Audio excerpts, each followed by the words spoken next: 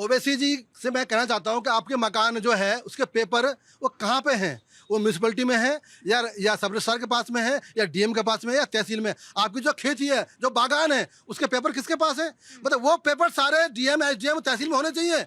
हमारे मस्जिदों के पेपर, हमारे मदरसों के पेपर, हमारे कब्रिस्तान के पेपर वहाँ नहीं होने चाहिए। वहाँ पेपर नहीं दिखाएंगे। ये दोहरा मापदंड क्यों है? हिंदुस्तान के मुसलमान सुन लो, जो तुम्हारी जमीन है वो डीएम के अधीन है, तहसील के अधीन है, तुम्हारे मदरसे भी, तुम्हारी मस्जिद भी, और जहाँ तक जितने भी धर्म स्थल है और सब डीएम और एसडीएम के अधीन होते हैं। तो हमें कोई आपत्ति नहीं है। आपको बहुत एतराज है वक्फ पे?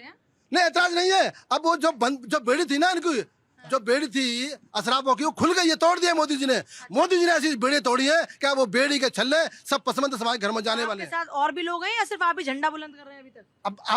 अब चेक कर लो कितने लोग हैं। अब तो बिहार आई है ना, मैंने कहा जागरूक हुआ है। अब इनके मुंह पर तमाचा है। अब इनको लग रहा है, लेकिन आप हैं, पसमानदा मुसलमान हैं, कुछ महिलाएं आ गई हैं जिनको 3 तलाक कानून के बाद फायदा हुआ। अभी कुछ लोग, अब कुछ हैं, हम कुछ हैं। हम कुछ नहीं है मैडम जी, कुछ नहीं है, हम बहुत कुछ हैं। क्योंकि हमारा हिंदू भाई हमारे साथ खड़ा हुआ है। जिसका रक्षक हिंदू हो, जिसका रक्षक राम हो, जिसका रक्षक कृष्ण हो, जिसका रक्षक महादेव हो, वो कभी हार ही नहीं सकता। अल्लाह, इसका मतलब ये क्या बात कर रहे हैं आप? जब ये बताइए, अगर जिसके रक्षक वो है हिंदू होने चाहिए, तो ये जो राम मंदिर का बना है तो उसमें मुसलमान को भी बिठाइए ना, उसे मुसलमान को भी बिठाइए। जब आप वक्फ बोर्ड में हिंदू आ सकते हैं तो मुसलमान उसमें राम मंदिर वाले। सुनो बहन जी, सुनो जरा, सुन लो मेरी बात। अगर भारत सरकार सनातन बोर्ड बनाएगी तो अवश्य हिंदू आएगा। ये जो मंदिर है, पहले इनसे तो पूछ लीजिए। सुनो, हाँ मैं बता रहा हूँ, मैं इनका जवाब दे रहा हूँ, मैं इनका जवाब दे रहा हूँ। ये मंदिर है और मंदिरों में संगठन, संस्था, समाज होता है। मेरी मस्जिदों में समाज होता है। वक्फ बोर्ड में भारत सरकार की संस्था है। अगर ये सनातन बोर्ड बनाते हैं तो मुसलमान ये 3 हो रहे, हम 6 रखेंगे, मुसलमान भी आएंगे। पूजा जी, मैं इनको बताना चाहता हूँ कि पूजा जी, देश में 12 ज्योतिर्लिंग है। 12 ज्योतिर्लिंग में, बहन जी, दीदी, आपके लिए जवाब है। देश में, हमारे देश में 12 ज्योतिर्लिंग है। 12 ज्योतिर्लिंग में देवघर भी एक ज्योतिर्लिंग है। वहां पर जो कमेटी बनी हुई, कमेटी का सचिव कौन है मालूम है? हफीजुल अंसारी, जो कि झारखंड के मंत्री है। और वो किसकी मंदिर है? वो जेएमएम से है। कांग्रेस और जेएमएम की अलायंस, और मुस्लिम है, और वो सचिव है देवघर जी, वैद्यनाथ धाम मंदिर ट्रस्ट का। ठीक है। दूसरी बात पूजा जी, मैं आपके सामने देश की जनता को ये बताना चाहता हूं कि हमारी सरकार कृत संकल्प थी कि जिस तरीके से वक्फ बोर्ड में बिल लाना है, उसके पीछे क्या कारण था। अमित शाह जी ने लोकसभा में प्रश्न का जवाब देते हुए कहा कि हिंदुस्तान में 10 लाख ऐसे प्रॉपर्टी है जो कि डिस्प्यूटेड प्रॉपर्टी है, जिसको कि उन गरीबों के लिए होना चाहिए था। लेकिन वो बड़े बड़े लोग, जो खान साहब लोग जो बैठे हुए हैं ना लोकसभा से राज्यसभा में, तमाम जो ज्ञान दे रहे हैं, उनके पास वो पड़ा हुआ है। और दूसरी बात, दिल्ली के अंदर एक 5 सितारा होटल है। उस 5 सितारा होटल का किराया कितना आता है पूजा जी मालूम है? सिर्फ 1 रुपए। 1 रुपए महीने के किराए पे वक्फ बोर्ड ने उनको जमीन दे रखा है। एक एग्जाम्पल है ओबराय होटल। गोड्डा की जो जमीन है, वो जमीन वहां के ग्रामीणों ने दिया है, और वो सरकार की जमीन नहीं थी, वो रियायतों की जमीन थी। जिसे नहीं, सरकार मीडिएटर का काम कर रही थी। लेकिन मुद्दा अभी जी, कब्रिस्तान की जमीन कौन सी जमीन होती है? कब्रिस्तान की जमीन, बहुत सारी ऐसी सरकारी जमीन है जिसपे कि वक्फ और कब्रिस्तान के लोगों ने कब्जा कर रखा था, और ये बिल आने के बाद वो सरकारी जमीन मुक्त होंगे। वीआईपी मॉल को बेच दी गई, उस पे किसी ने, मुसलमान ने मुद्दा नहीं उठाया। यहाँ के एक रसूखदार आदमी ने, जो कब्रिस्तान की जमीन थी, जीआईपी को बेच कह रहे हैं। लेकिन अशोक स्तंभ पर उठाने वाले सवाल कौन है? उसको मिटाने वाले लोग कौन है? कहाँ पर? अशोक स्तंभ को हटाने वाले आप कभी कश्मीर गए हैं? कभी गए? वहाँ पे जितना भाईचारा हिंदू मुसलमान में, मैं खुद देख, अशोक स्तंभ को हटाने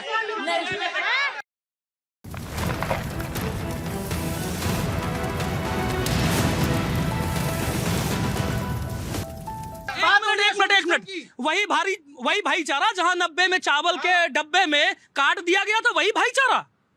आप भाईचारे की बात करती हैं। सबसे बड़ी बात है, सबसे बड़ी बात है, वो हमारे देश का चिन्ह है। वो कहते हैं हमारे धर्म की पहचान है। और जो नोट के ऊपर अशोक स्तंभ होता है, पासपोर्ट के ऊपर भी होता है। दिल के पास रखते हो जेब, और उसी जेब में अशोक स्तंभ रखते हो। उस पे क्या बोलेंगी बहन? नहीं मैम, मैं भागलपुर की कौन सी जमीन है मैं जानना चाहता हूँ। मैं भागलपुर से बिलोंग करता हूँ। 1 सेकंड, नहीं, आपने बोला मैम, आपने बोला। अगर आप डिबेट करती है तो आपके पास नॉलेज उस चीज का होना चाहिए। कोई खड़ा हो सकता है उस जगह से? भागलपुर की कोई जमीन नहीं है, बिहार में कोई जमीन नहीं है, झारखंड की जमीन है, वो भी गोड्डा में, वो भी निशिकांत दुबे के क्षेत्र में। ठीक है। और दूसरी बात, आप लोग कहते हैं ना, आप जो बात कर रहे हैं कि कौन से मंदिर में मुसलमानों का प्रवेश नहीं है। हम देते हैं उनको अधिकार।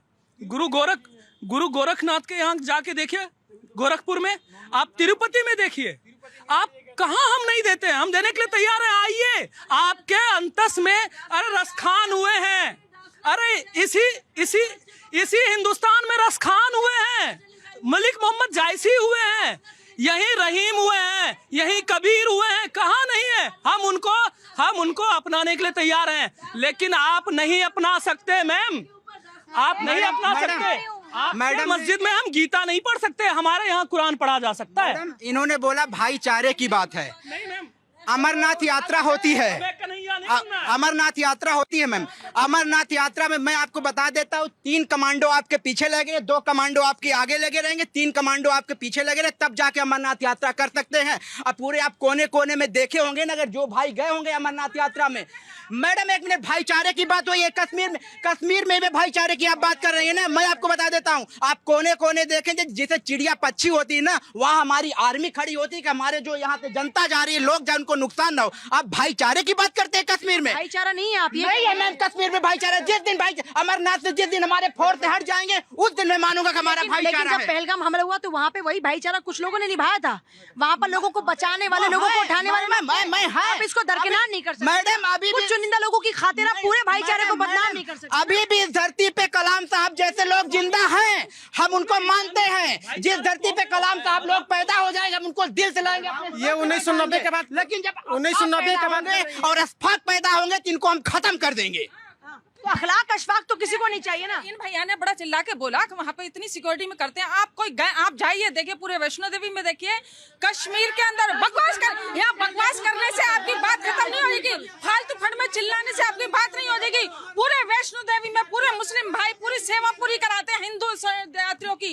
आप इसमें चला जाए, काम भी है वो, नहीं काम है पूरी श्रद्धा से करा, रोजी रोटी उनकी रोजी रोटी चलती है, तो पूरी ईमानदारी से पूरी कराते हैं। वो पहलगाम में भी कराते हैं, कश्मीर में भी कराते हैं। देखो मैं ये नहीं कह रही कि भाईचारा, लेकिन ये उनकी रोजी रोटी है। पूजा चुनिंदा अगर किसी ने हरकत कर दी तो सारे बुरे नहीं हुए। कि पूजा जी, ये ऐसे लोग तुष्टीकरण की राजनीति करते हैं। मैं बार बार कह रहा हूँ कि हर मुसलमान आतंकवादी नहीं होता। लेकिन 84 के दंगे की तो, जिस 84 के दंगे की बात करें वो तो बात ही और थी ना। बात तो नहीं, वो हिंदू वाले, आपने वो गलत बोला, आपने। 84 के दंगों में हिंदू कौन से थे जलाने वाले, कौन से थे? बिल्कुल गलत बात है। नहीं, ये हिंदू ऐसा कर ही नहीं सकता पूजा जी। और जो लोग कर रहे थे वो कांग्रेस के बहकावे में थे, और आज सारे लोग सलाखों के पीछे हैं। आज भी सरकार उसकी सीबीआई जांच कर रही है।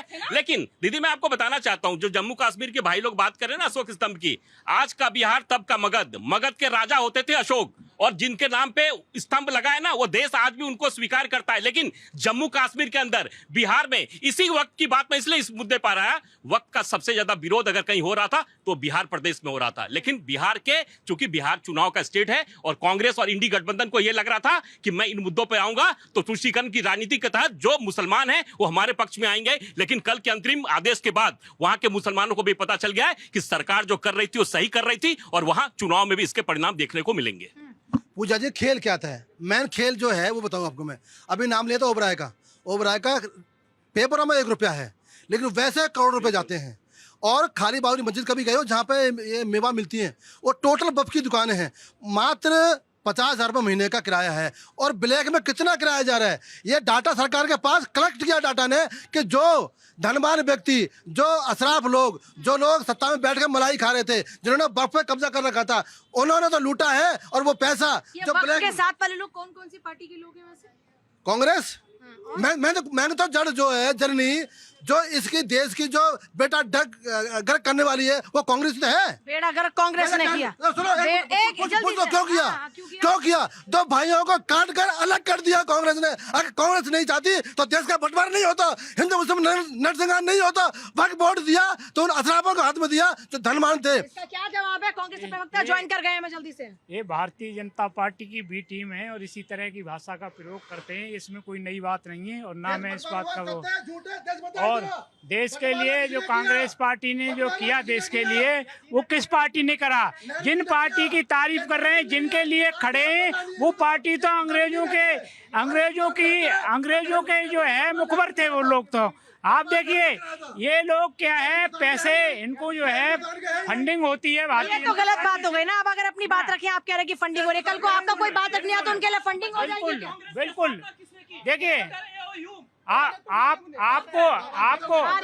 आपको इनको देखिए, ये व्हाट्सएप नहीं, अब कोर्ट का फैसला आ गया ना, कोर्ट का अंतरिम फैसला आ गया। नहीं, पर ये बताओ सर, कोर्ट का अंतरिम फैसला आ गया, कल पहले तो बड़ा खुश हो रहे थे, आपकी पार्टी के भी लोग खुश हो रहे थे, काफी मुस्लिम पक्ष के लोग भी खुश हो रहे थे, फिर बाद में उसी में ही उनको दिक्कत क्यों होने लगी?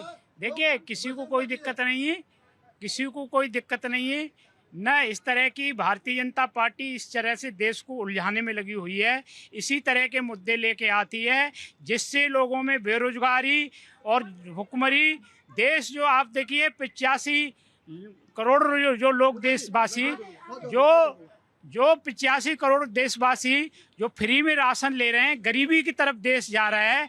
और कोई लोग पूछ न ले, मैं 10-20 करोड़ की बात नहीं कर रहा, मैं 100-200 करोड़ की बात नहीं कर रहा, मैं 1-1 लाख करोड़ की बात नहीं कर रहा, 200 करोड़ से ऊपर जो कर्जा लिया है उसका हिसाब जनता मांग ले।